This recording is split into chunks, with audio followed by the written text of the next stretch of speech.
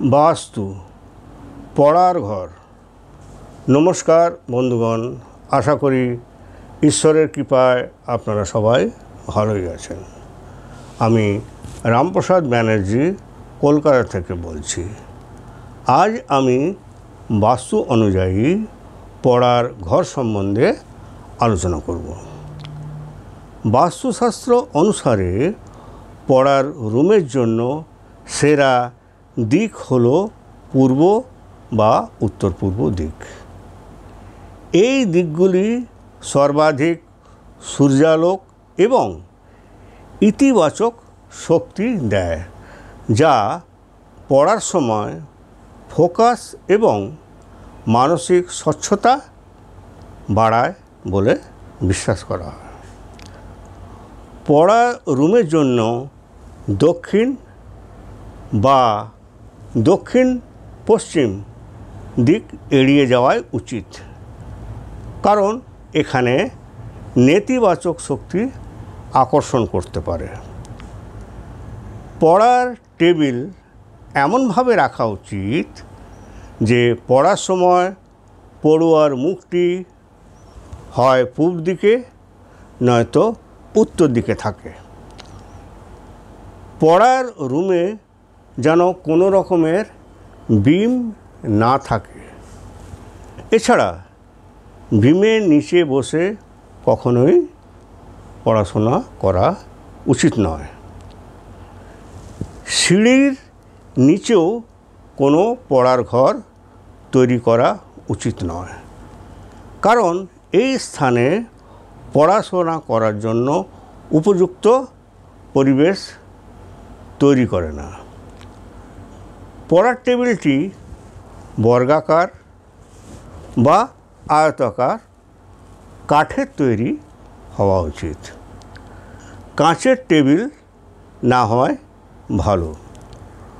পড়ার রুমের রং হালকা হওয়া ভালো, যেমন সাদা, হালকা নীল বা হালকা বেগুনি রঙেরও ব্যবহার করা যেতে পারে।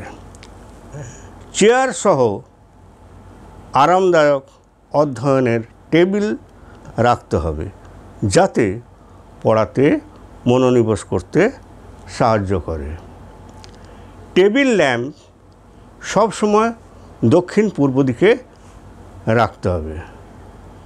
পড়ার সময় পড়ুয়ার মুখ যেন জানলার সামনাসামনি না হয়, কারণ এতে পড়ায় মনোনিবেশ করতে বাধার সৃষ্টি হয়ে থাকে।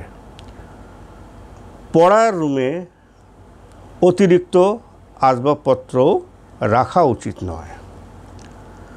বাস্তু অনুসারে দেওয়ালে একটি আকর্ষণীয় বিশ্বের মানচিত্র রাখা যেতে পারে। এছাড়া রুমে একটি দেয়াল ঘড়িও লাগানো যেতে পারে। দেওয়াল ঘড়িটি পূব দিক কিংবা উত্তর দিকে রাখা উচিত।